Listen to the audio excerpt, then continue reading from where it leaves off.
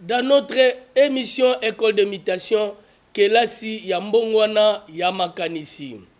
Autrement dit qu'il est l'homme.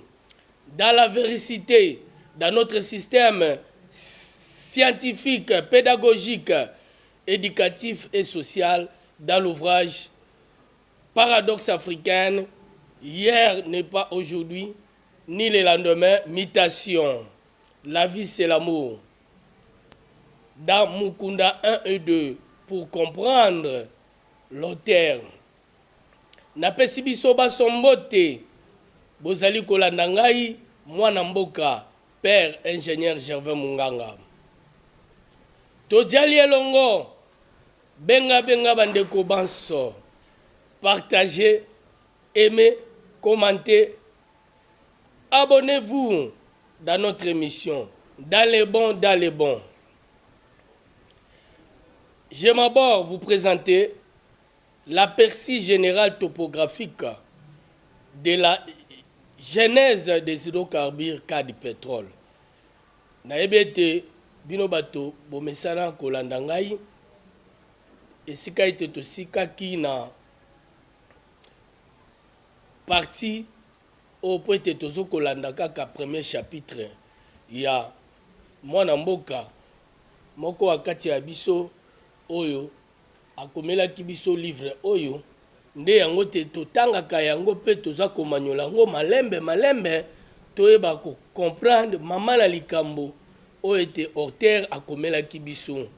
Tozali na premier chapitre tobandaki na initiation à la mutation, toye na introduction tolongwe na introduction ya ouvrage oyo toye kolanda mena premier chapitre esika ete toko mituna le bergerac occidentaux en Afrique. Est-ce c'est une imitation? Tango totangaki yango tokomaki ete ti na problème oyo ezali kati oyo tosupposaki mpe tozali kotia yango na maboko ya gouvernement congolaise mpe bakongomani banso na bapartenaire mosusu ya libanda ya mboka mpe na Afrique mobimba po ete totalisa kita oyo tozali nango moko na kati ya Congo, mais peut-être ezalaka mpenza liso te po ete toyebi kaka mabanga ya talo mais tobosobosana libanga moko bie mabanga ya talo makasi oyo biso tobengaka l'or noir nde bisika ete tolobelaki na kati ya ouvrage wana tango tokomaki wana tomitunaki mituna oyo tokoloba pétrole. Tolimolaki ete na kati ya mboka ya Emeris Patrice Lumumba likambo ezali à cause de la dotation divine dans les limites territoriales des provinces administratives de tellement de richesses et ressources naturelles. Il en sera de même pour les cas des investigations pétrolières dans les bassins sédimentaires, lorsque aujourd'hui au lendemain, il faudra tenir compte de l'importance des méthodes d'investigation utilisées dans l'industrie pétrolière et d'autres estimations dans la cuvette centrale. Les travaux qui se poursuivent en amont ou en aval dans le bassin côtier, c'est pour résoudre l'étape de déclin dans les seuls endroits où on exploite du pétrole et du gaz en RDC. Malgré le fait que le pays n'est pas encore parmi les pays producteurs de cette ressource naturelle. Yango témoin négligence wana ndete totangaki ndenge bato balekaki ba explorateur ebele ba pétrolier akala ndenge batsalaki balimbolaki na kati ya premier chapitre.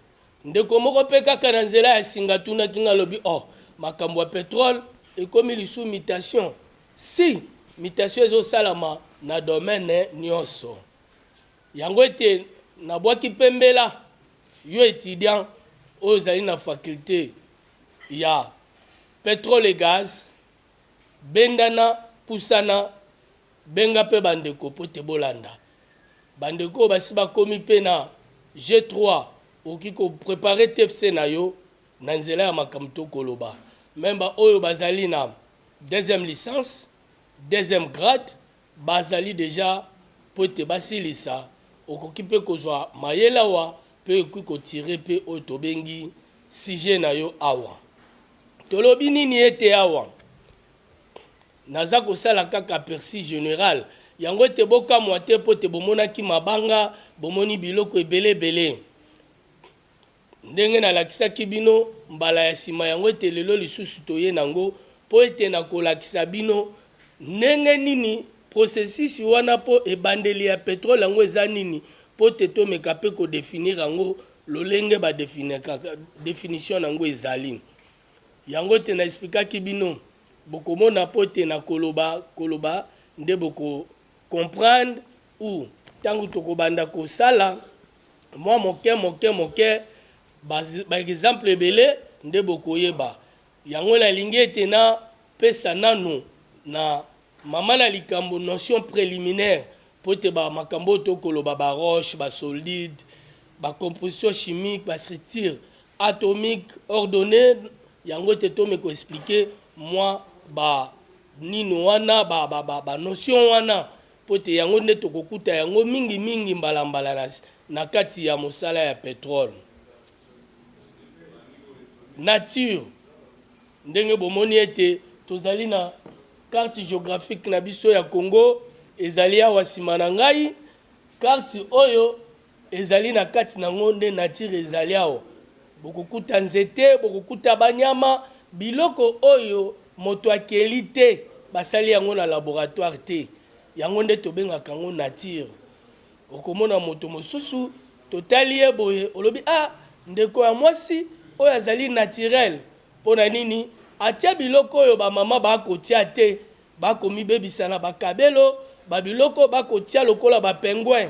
Tolobi ete na mabete mais toza koloba nde nature ce qui est naturel. Pona kopesa explication na yango te na français balimboli ete on dit l'existence dans la nature pour distinguer les substances formées par des processus naturels des celles créées dans le laboratoire. Solide, à l'exception du mercure natif, aucun liquide n'est considéré être un minéral. Un minéral doit être un solide et non pas un liquide. Un gaz ou un plasma glace dans un glacier solide. Minéral H2O, liquide, n'est pas un minéral. Composition chimique. Le fait qu'un minéral possède une composition chimique définie implique qu'il peut être décrit par une formule chimique spécifique. Exemple, la composition chimique de l'eau, H2O, quartz, ainsi de suite, etc.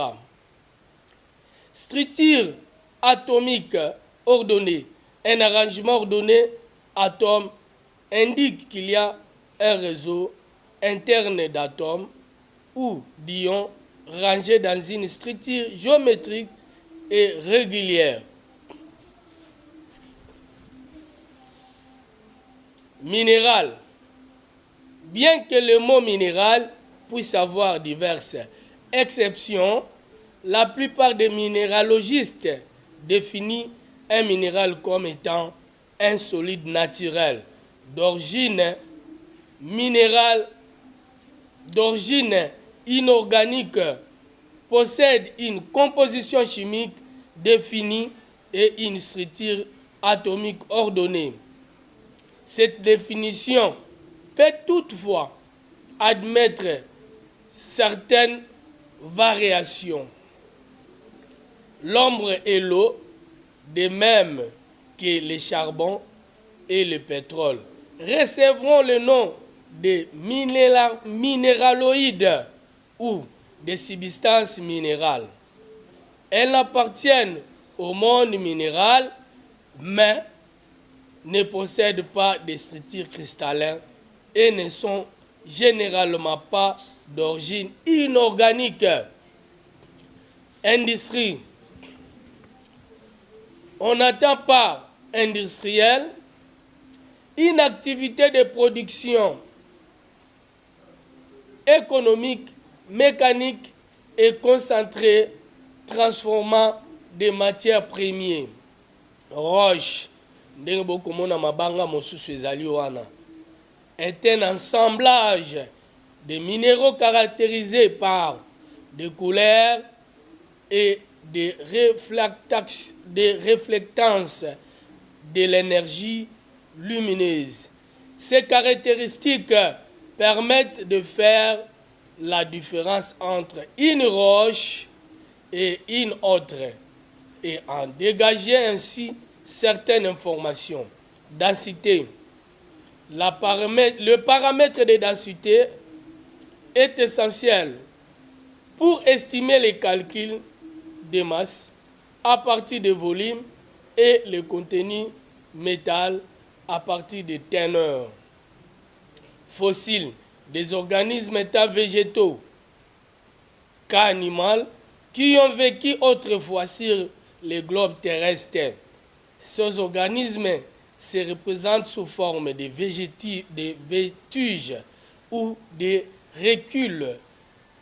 Awa pena na telemi awa po ete bokomona nkoba poso nkoba yali awa ya nde yango wana makambo oyo tokoloba bokomona biloko banyama mosusu bamitwa banyama neti oyo bomoni baminu mikuwa ezali bonganga te po ete biso tokoma mayele soki ekomi kobima bandeko bakoteya liloba na nzambe mpona kozoba bato bapanzani mokili mobimba bakoma kaka bongo soki azangi baargument olateya liloba ya koya kuna alobi ete botala kuna tokomona boye awa yali likambo ya mayele oyo tokolobela oyo ezali mpe différent na bandeko mosusu po ete makanisi na biso ezali lolenge ya oyo bokokanisa te. Awa ntango tokoloba tozali koboya bandeko na biso oyo bayaki te oyo tobengi banoko mais tote bacolon tote bacolonisateur kasi ete tozali kosala mpe ete oyo tobengi autocritique po ete tokoki kolobela makambo na biso ya Afrika te to ya Congo sa ete totanga bango sa ete tolanda nanu tomona oyo mayema elekaki yango esika mabunga ezali. Porosité. Le paramètre porosité est essentiel pour et la quantité de la place occupée par le fluide ou l'espace occupé par le liquide au rapport de volume de vide pore existant dans la roche sur le volume total de la roche exprimé en pourcentage varie entre 10 à 35%. Perméabilité est une aptitude ou capacité d'une roche à faire circuler le fluide contenu dans son réseau poreux. Exprimé en 1000 darcy. Les jugements exploités ont des perméabilités très variables, entre 10 à 1000 darcy.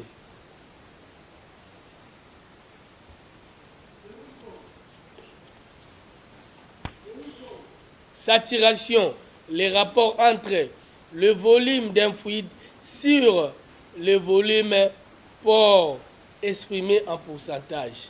À partir d'une certaine profondeur, le pore d'une roche ne sont plus occupés par de l'air mais par un fluide, généralement de l'eau dense ou salée. Dans le cas d'un jugement, une partie des pores est occupée par l'huile et ou gaz. On définit une saturation en gaz.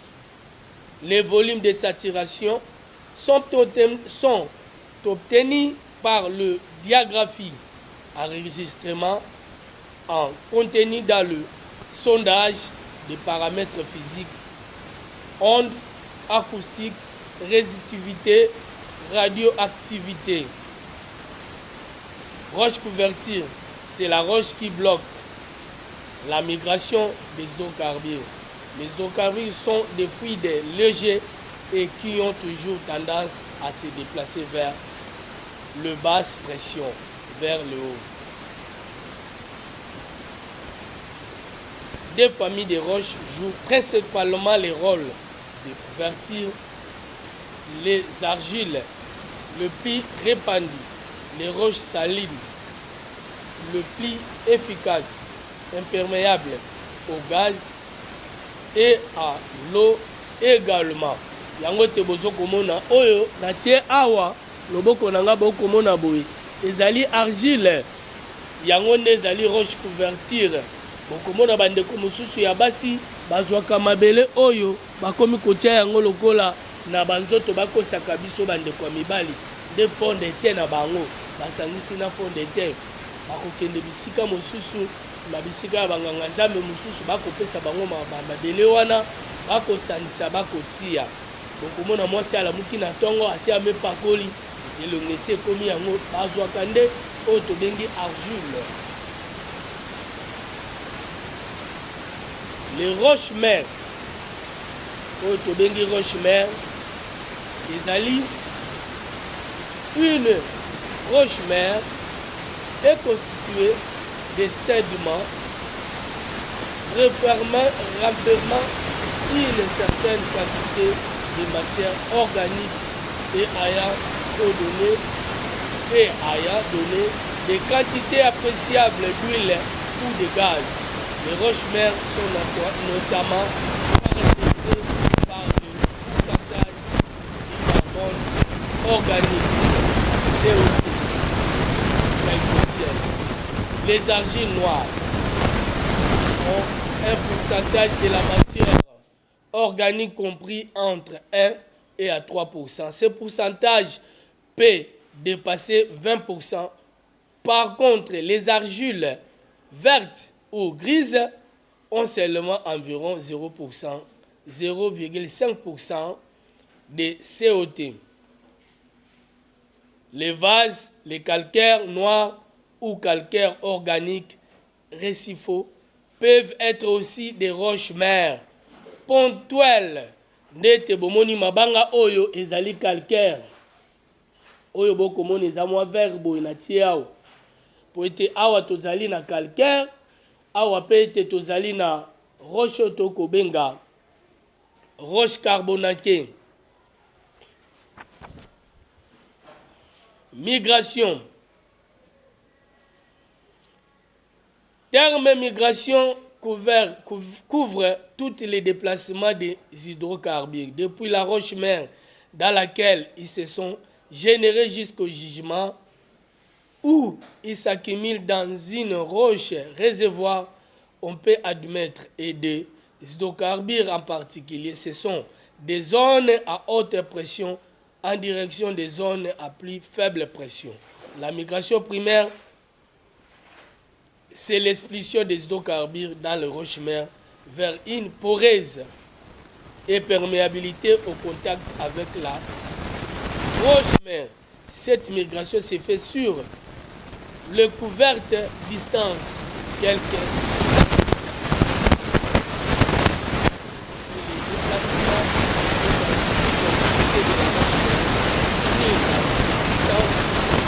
allant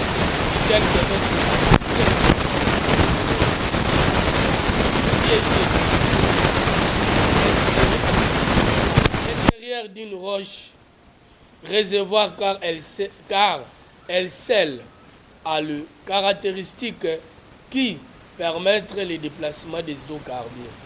Cette migration est complexe et spécifique. À chaque bassin, elle peut être latérale ou verticale. Dismigration, c'est le déplacement des hydrocarbures à partir d'un réservoir ou d'une piège, notamment d'une piège non étanche vers la surface du sol. yango te na sepeli koyebisa bino oyo ezali notion préliminaire yango te tokoleka nanu topesa bino na lombangu mpo te TV ezali ngonga. L'existence du pétrole du gaz est d'abord une histoire qui puise ses racines dès les premières migrations de la substance et se poursuit tout au cours de l'histoire de la société. Cette histoire de la genèse du pétrole est confondue avec l'histoire de la mise en place et de l'évolution du bassin sédimentaire. Pote bandeko mosusu oyo ezali lolenge na bango bakanisaka ntango processus ya oyo eza kosalama ya pétrole ezali mpe lolenge moko bassin sédimentaire esalama. Yango te na koleka lombangu TV ezali ngonga. Yango te tokoleka mbala moko ntango tolobaki na ti ya bokamwa te bomoni carte géographique ya RDC po te tokolobela Kivet centrale mingi na lobaki pe na betaki mbela kuna pona bassin côtier. Yango te na koloba ete awa Kivet centrale po Kinshasa ezali awa bana Kinshasa yango na komika akini po ete foto oyo nyonso nde ezali oyo tobengi bassin côtier ezali oyo tokobenga province Congo central kuna nde bisika basalaka to babimisaka petrole oyo ya mboka na biso.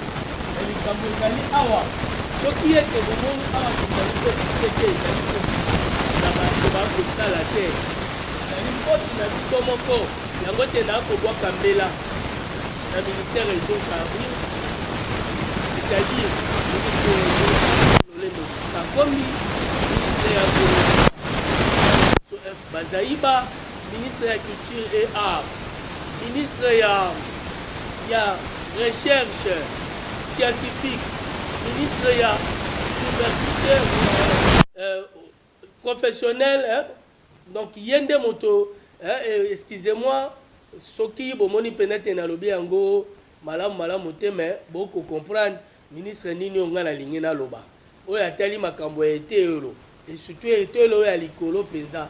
Pote na yebi ministre pe ye bazali yango te makambo etali nde bango pote obiso to koloba to pe bwaka ki pembela pe na kobandaka pe ko bwaka pembela na bwaki pembela na moko ya mwana mboka moto ya yambo na kati ya gouvernement mama na biso Jidi Simiwa mwasi ya liboso oyo ete papa Félix Tshisekedi atombolaki ye azala na esika wana banda Kongo ebanda nano mwasi avanda na ebonga wana te.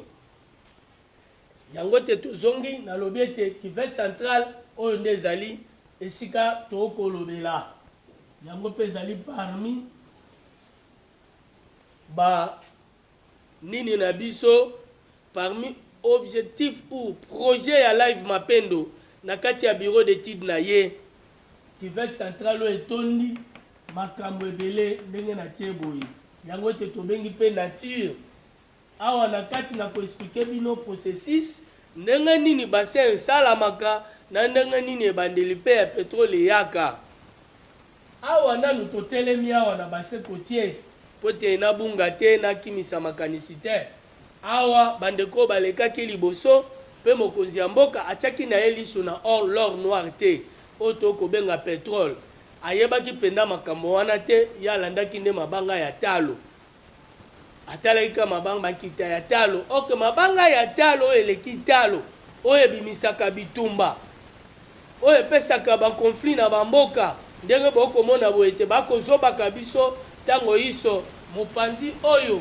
bokomona ete mobulu ezali mpo te mabanga ya talo ezali mpe te na l'or noir ezali oyo tobengi petrole awa na kati awa ntango basali barecherche bamoni ete kita ezali nde ete baexploitaka olie baya kotia raffinerie ya malamu biso tozali na petrole oyo ezali lourd bayeli biso machine oyo ya raffinerie ya petrole léger yango te bomonaka société na biso ya mboka oyo tobengi sosi lelo atikala bongo kaka mpona kobombaka oyo esengi limba ndenge tolobaka na ndenge bakinois limba ezali pétrole bango bakoma kobomba bapesaka kuna na sep mpe akotindika akokabola mpona dispace ting yango ete awa mamona likambo ezali okomona ke quelque part awa na se toyali na Angola quelque part awa Congo Brazzaville mais tozali na bango oyo tobengaka jugement transfrontalier ou soit jugement transfrontière ezali jugement oyo esalamaka na partage mpe na bamboka mibale mpo te eza ya bino mibale mais ya biso nde ezali ebele na suki ka wana mpo te oyo nyonso baninga basalelaka eza mpenza nde ya biso wana nde nakoyebisa bino yo moto oyebi te oyebaka lelo yango te bomonaka yo moko soki Kongo elingi eninga na mbutu ebandaka kote oyo bato bavandi na bakongo bayebi lisolo oyo na kati ya Kivu central quelque part awa tozali oyo tobengi Graben Albertina na kati ya Graben Albertina nde tozali komona ntango iso bapeshere na biso na lac Edouard soki bakokende kopeshe bakangaka bango bravo na mokonzi président ya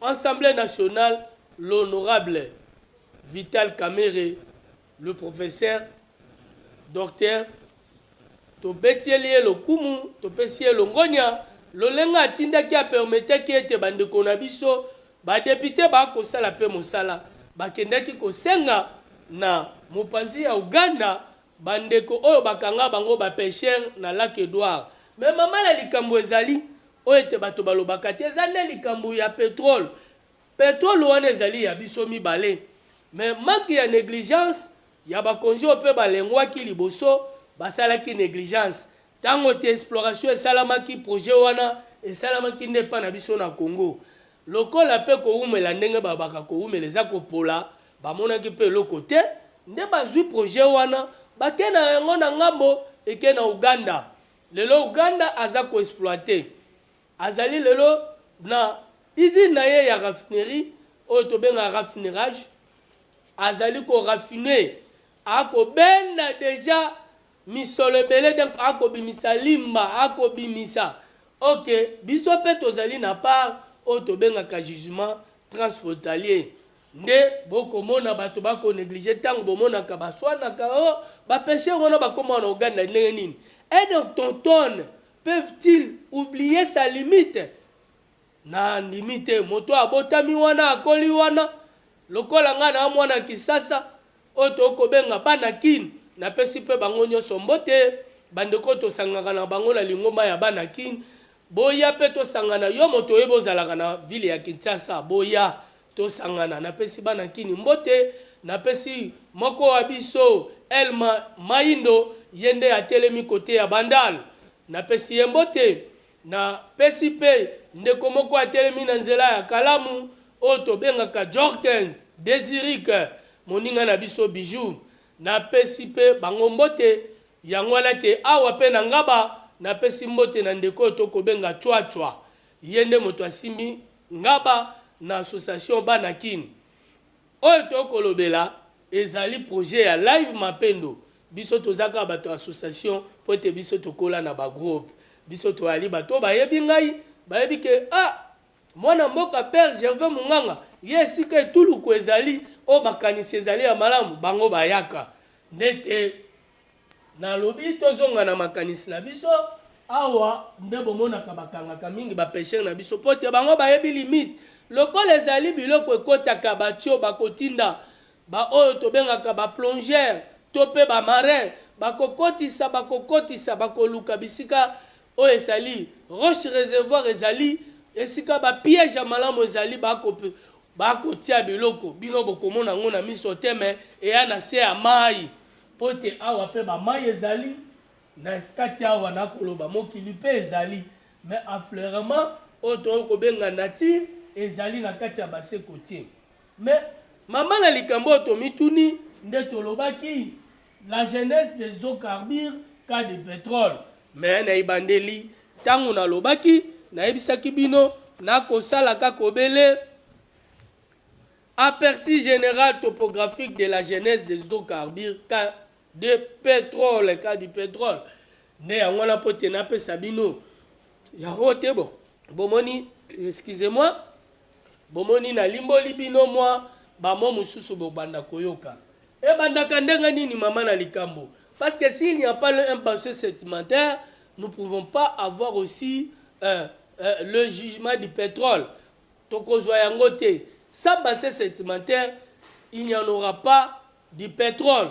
Il faut nous bassin sédimentaire et salama. Et bandaka ndenge nini ezali lolenga moko te na processus pour processus pesa mosusu. Bassin bandaka ndenge nini awa mokili ezali ekozala to pe na mai to pe na mokili à onshore ou à offshore. Na mai to pe na mokili. Awa mokili ezali awa.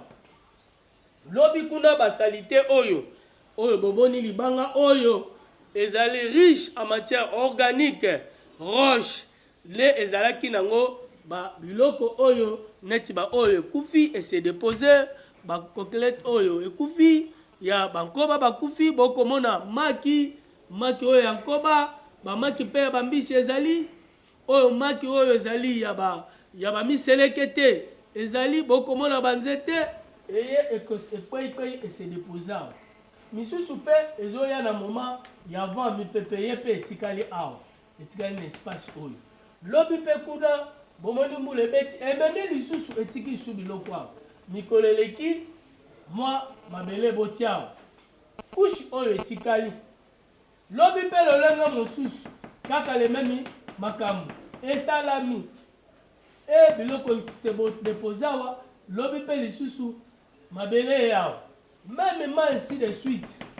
Bokomona ke biso tokomi kotambola awa moto akotambola tote awa tope mai ezali awa mais kuna processus esalamaki mais soki tolingi tozo espace oyo bokomona tosali yango boye nde omoni ekomi biso bassin kaka ndenge mbo eza koloba bassin nde bomoni ekomi boye nde processus oyo ya bassin ebandi pe ezali na évolution ya érodement oyo ezali évolution ya processus pe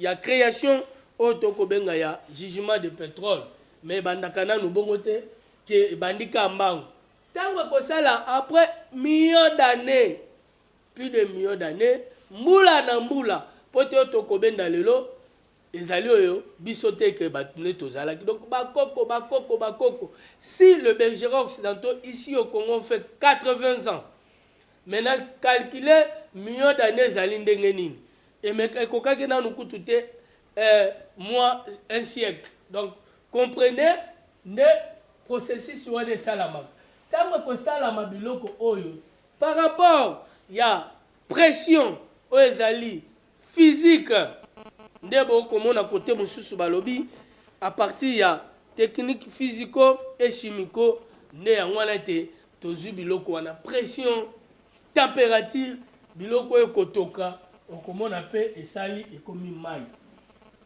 mosusu ekokangama neti boye ndenge nakolakisa boye ekangami ekomi pena mai me esali pe libanga makoluka libanga oyo ezali na mwa bisika po ete mai wana ekendaka kovanda oyo tobengi l'huile de pétrole entre-temps pe na bapression wana pe huile eza kobima boyebaka pe na chaleur soki ezali mai pe ezangaka te ntango ezokokende kovanda na gazi pe aye avandi nde akoya kovanda pembeni ya libanga moko awa ekoti mais comme ezalaki place wana ezali na densité makasi te azokoka kobomba huile wana te akoluka esika oyo libanga oyo ezali na porosité makasi akende kovanda pe azali na perméabilité abomba yango oyo tobengi roche réservoir tozali na roche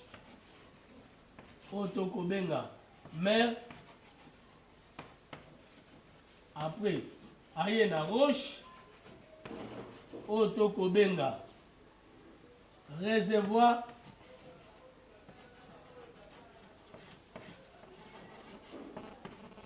après toye na roche oyo tobengi couverture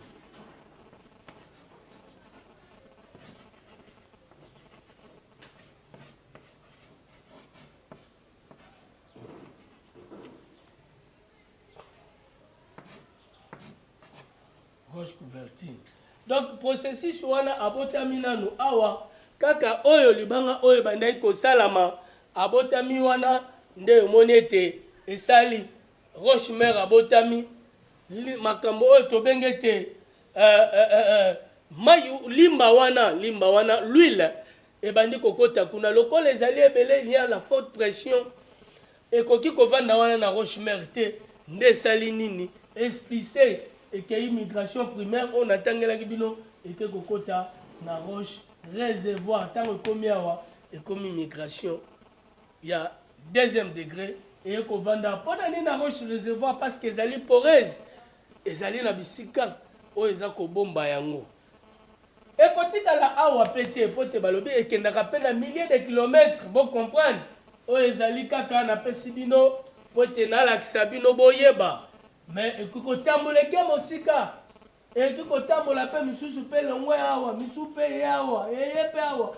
kaka esika yango ekozala bisika bacouverture ezali ekei kovanda nde ntina ya mama na likambo bokomona tokolobela cuvette centrale lelo soki balobeli cuvette centrale yebaka ezali na kati ya mboka na bino po te na mboka na biso na mokili ya afrika awa nde jugement ezali ya ebele ntango ye awa akoti na roche réservoir ekovanda mpe bongo te deja awa processus ese esalami po ete awa kilo oyo ndenge ezalaki ntango kushe ezokita ekozala na dismigration oyo ekosalaka ekende ntango ekei a partir ya wana dismigration eye boye kilo oyo nde ezopesa biso enfouissement par rapport ya enfouissement oyo ntango enfouissement esalami nde epesi ete pression chaleur makambo wana nyonso esalama toyebake ndenge nini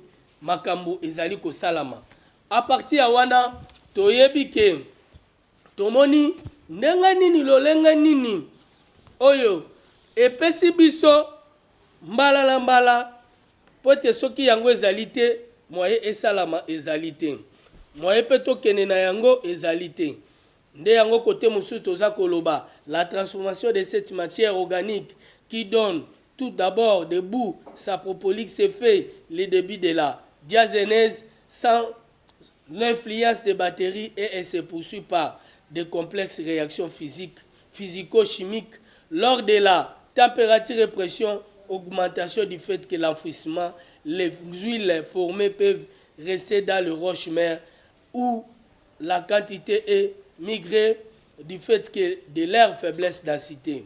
Nde yango tokoya du point de vue chimique, peut-être du point de vue physico, tosi toyebi peut-être ezali nakoya kopesa pe formule na yango peut-être comprendre hypothèse nini ba kolobela nde sali ke eye awa tango eye awa couverture pa kovanda poso ke eloko ye kotia yango ekanga yango te ba oyo otobengi argile totangaki yango wana bokomona ezali wana po ebomba penza mai ebima te ube limba ube pétrole ebima te ekoya eye kotia couche awa nde tobengi yango roche couverture donc tozwi déjà 3 roches oyo soki ba processus o misaso ezali te po te tv zangonga ezali eloko moko na sali synthèse soki ezali te c'est que ozali pe na pétrole te na yango awa tangu esi esalami nde tozwi yango du point de vue chimique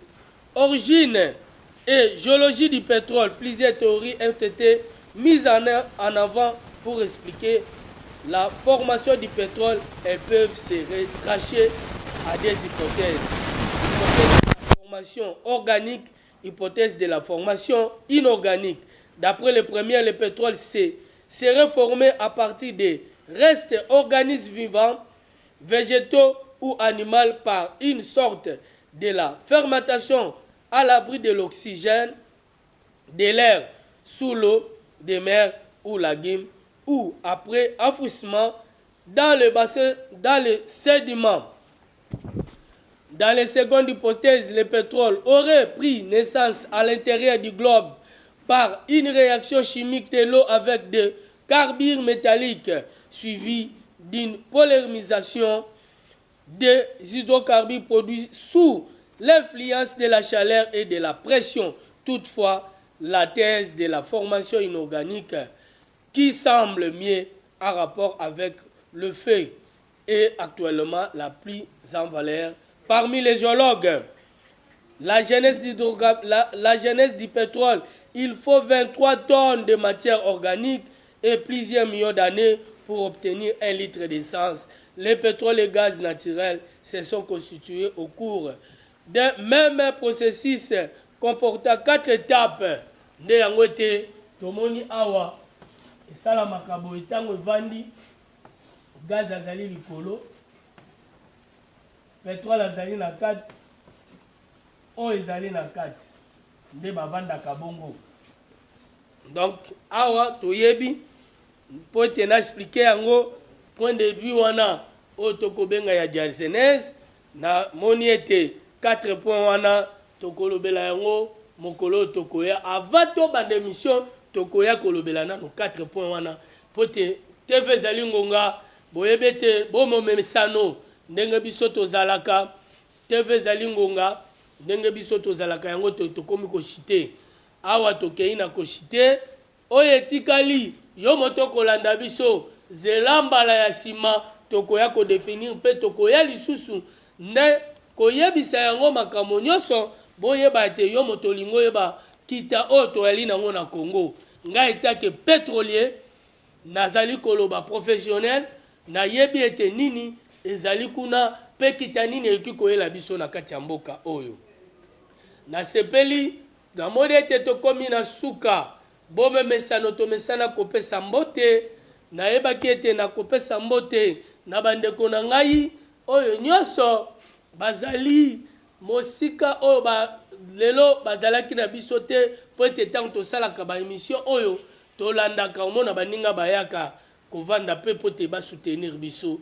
Napesi mbote na mon premier wana ezali comme habitude comme à la coutume po ete bazali moko basungaka biso mpe ete nabosani te manager oyo bakobenga mwana ndeko na biso mwana mboka John, maître John Montpierre, nde babengaka ye Montpierre.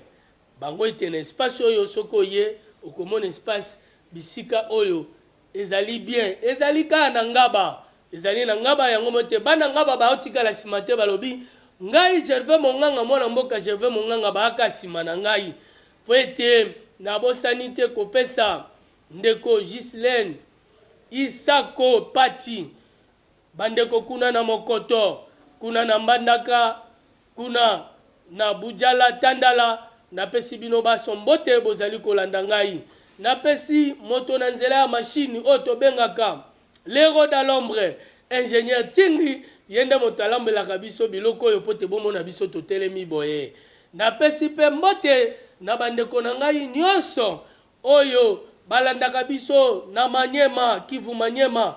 Napesi Ferdinand Munganga mbote kambelembele atokake boy kipinde na inalungula shokwe na bakia nake kopesa mwami Abel Lusumba mbote pote yazali chef de groupement ya clan Misisi.